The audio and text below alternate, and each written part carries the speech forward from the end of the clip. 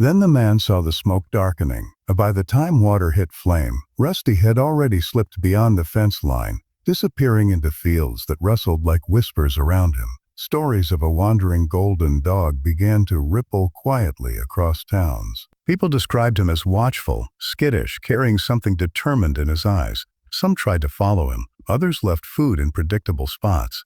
But Rusty never stayed long. He wasn't searching for shelter.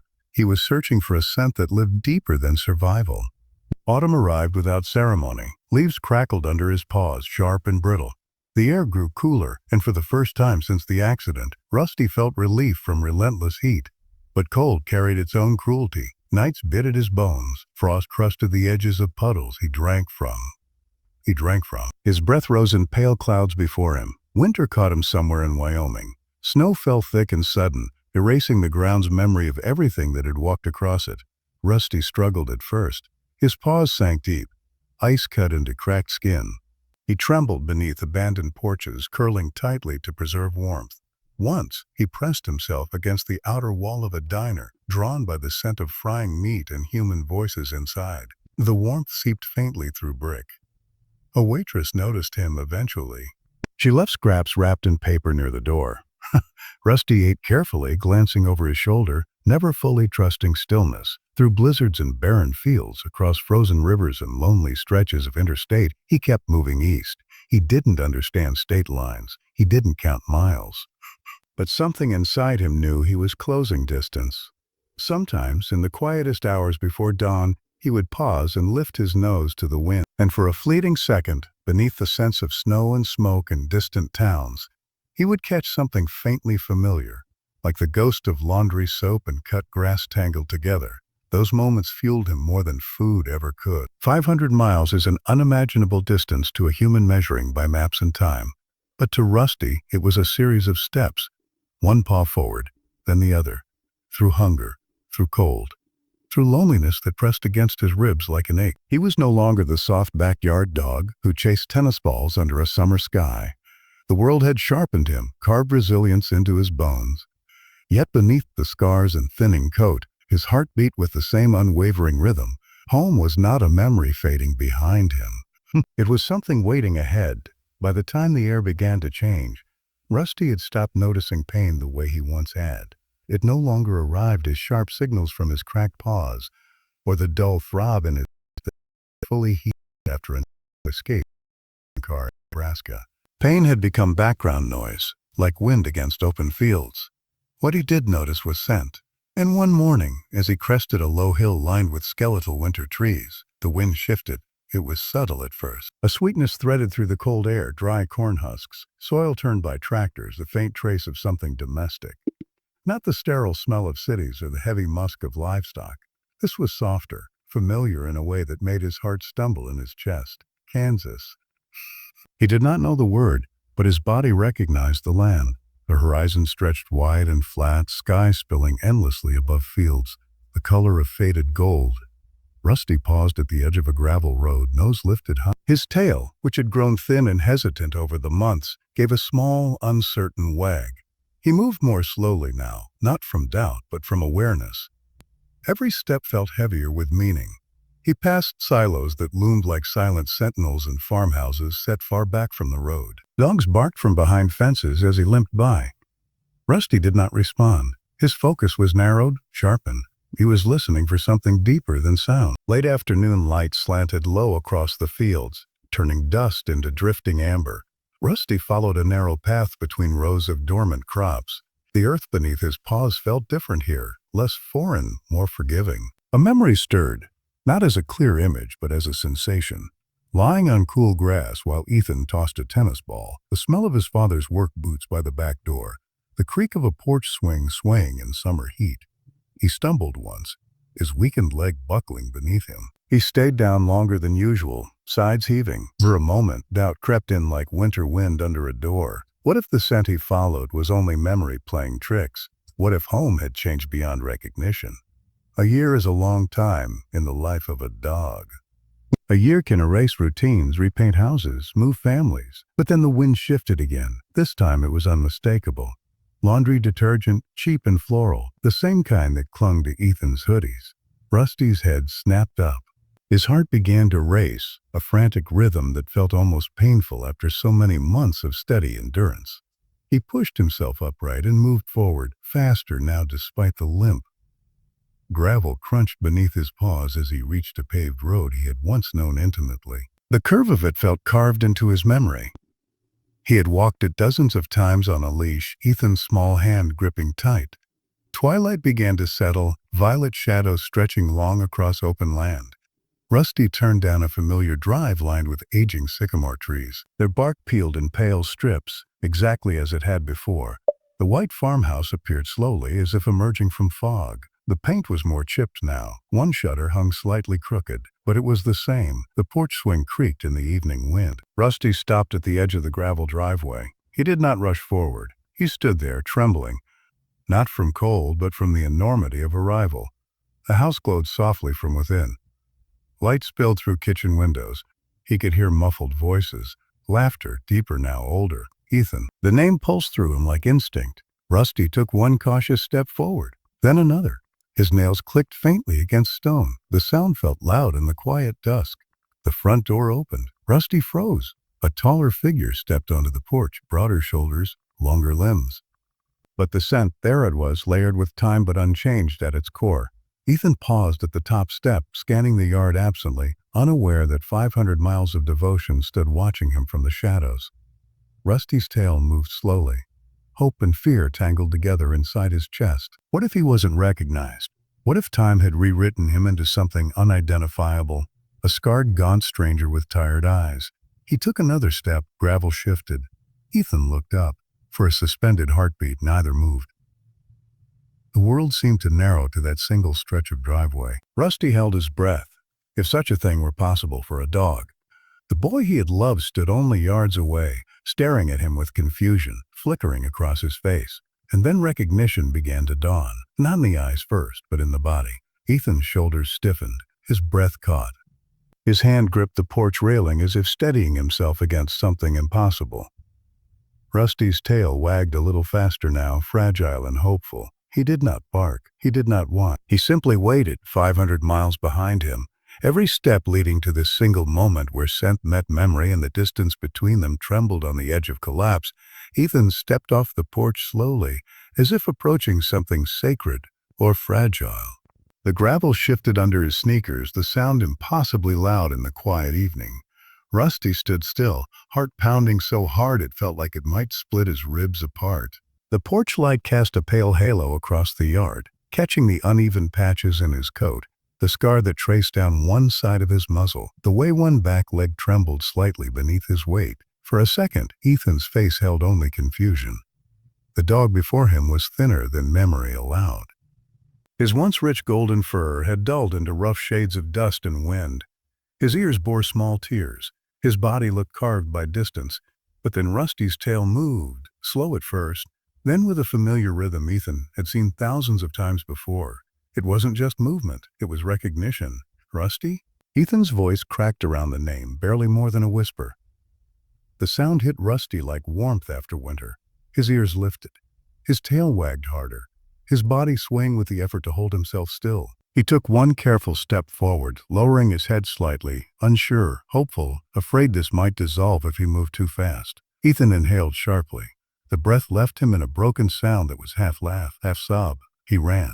Rusty didn't think. He ran too. The limp was obvious now, exaggerated by speed, but he pushed through it.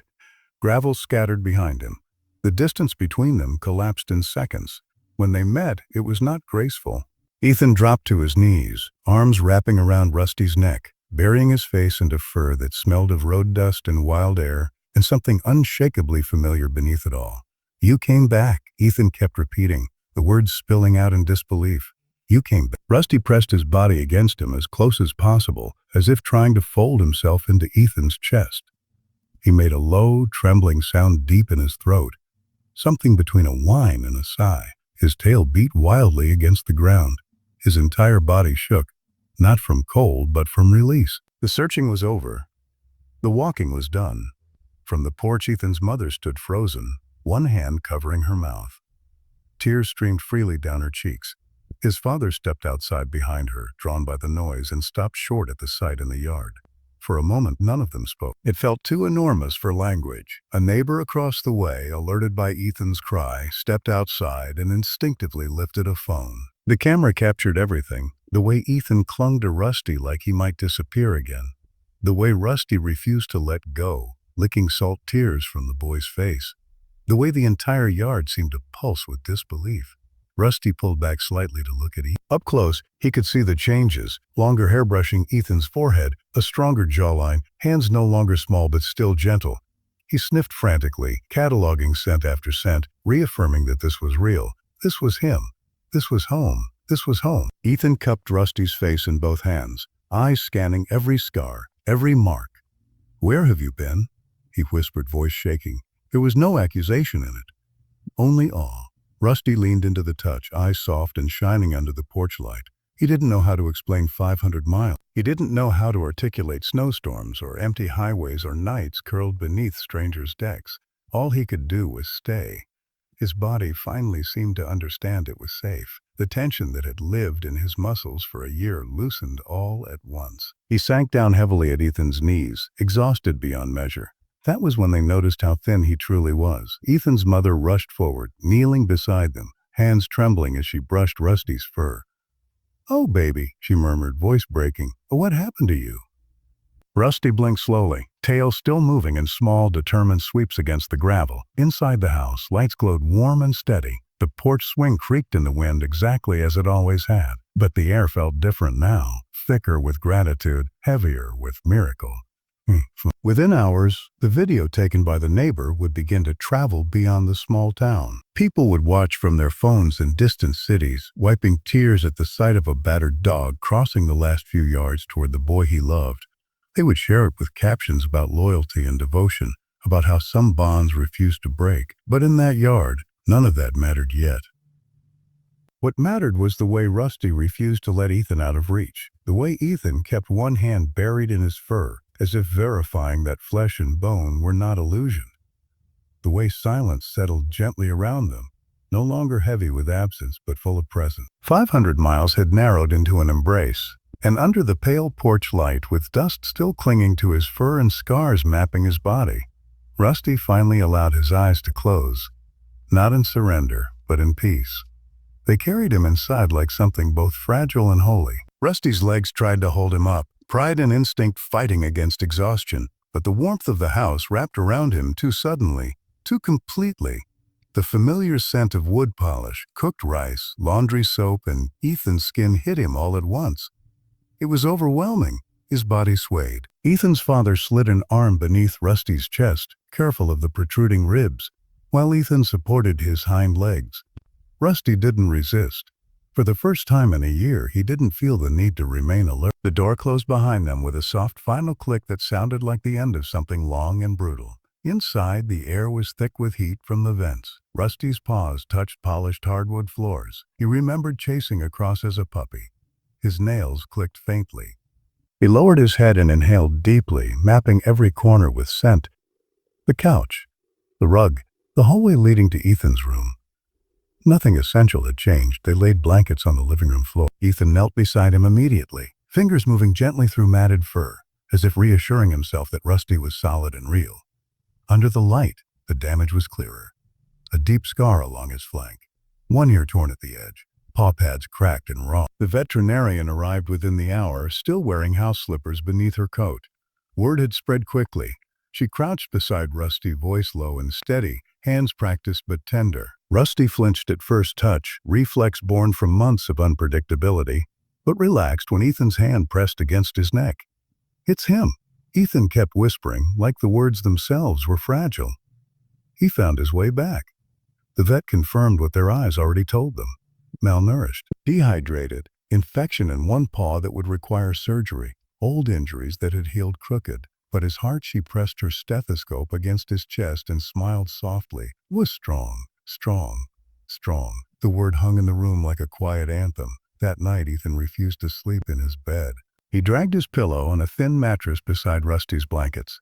The house settled into silence around them, the kind that feels protective rather than empty. Outside, wind brushed gently against the siding.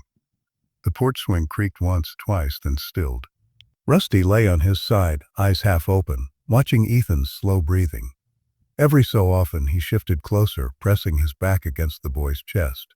He was thinner now, older somehow, but the rhythm between them was unchanged. Ethan's hand rested in his fur, even in sleep, fingers twitching occasionally as if afraid to let go. In the days that followed, Rusty's story spread further than the county line. The video of his return traveled through screens across the world. People left comments about hope, about faithfulness, about how a dog could walk 500 miles when humans sometimes struggled to cross emotional distance within their own homes. Donations arrived to cover medical bills. Letters came addressed simply to the dog who came back. But Rusty did not understand any of that. His world had narrowed back to something simple and profound. The sound of Ethan's footsteps moving from room to room, the warmth of sunlight spilling through the same living room window each morning, the steady presence of bowls filled without fail. Recovery was not immediate. Surgery left him groggy and confused. There were nights he whimpered in his sleep, paws twitching as if still walking endless highways. Ethan would wake instantly, whispering softly, grounding him in the present. "You're home," he would say. "You don't have to walk anymore." Gradually, strength returned. Weight filled out his ribs. His coat regained a muted shine. The limp never fully disappeared, but it softened into something manageable. A reminder rather than a wound. Spring arrived quietly. Grass pushed through thawed earth. One afternoon, Ethan carried a tennis ball into the backyard. He hesitated before throwing it, unsure if Rusty could still chase. Rusty watched the ball arc through the air. For a heartbeat, time folded in on itself, the accident, the snow, the endless roads, all collapsing into this single ordinary moment. Then he ran, not fast, not like before, but with joy. The ball landed short of its usual distance. Rusty reached it, picked it up gently, and turned back toward Ethan. His gait was uneven, but his tail wagged with the same unwavering rhythm it always had. When he placed the ball at Ethan's feet, the look they exchanged carried more than playfulness. It carried history, survival, choice. Years later, when Ethan packed for college, Rusty lay on the porch watching. His muzzle had grayed. The scars had faded into pale lines beneath fur. He no longer chased tennis balls as far, but his eyes remained bright, steady. Ethan knelt before leaving, pressing his forehead against Rusty's. "You don't have to follow me this time," he whispered. Rusty understood something in the tone, if not the words. He had walked across states once because home was a scent he could not live without. Now home sat solidly beneath his paws, rooted in the soil of the yard, in the walls of the house, in the people who had never stopped hoping. He stayed on the porch as the car pulled away, wind brushing lightly through his fur. 500 miles had once separated them. Distance meant something different. It was no longer something to conquer. It was simply space between moments that would always bend back toward each other. Rusty lowered his head onto his paws as the evening settled in, the porch swing swaying gently beside him. The sky stretched wide and forgiving overhead.